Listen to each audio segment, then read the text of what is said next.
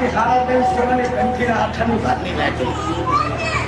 અને તું આજથી 2 મહિના પહેલા એવું બોલી કે વિડિયો જોઈ કે મારી હું ધનીને નહીં કઈ એકથી ઘરને નહીં કઈ એકથી રહી કે સહી નહીં એકથી પણ તેની જમીન દેવ પરવેશ હું રમુની માતાનું ધરી દાડા બને રમુડાની ગાડી બોલું વિદ્યા તારી માતા શું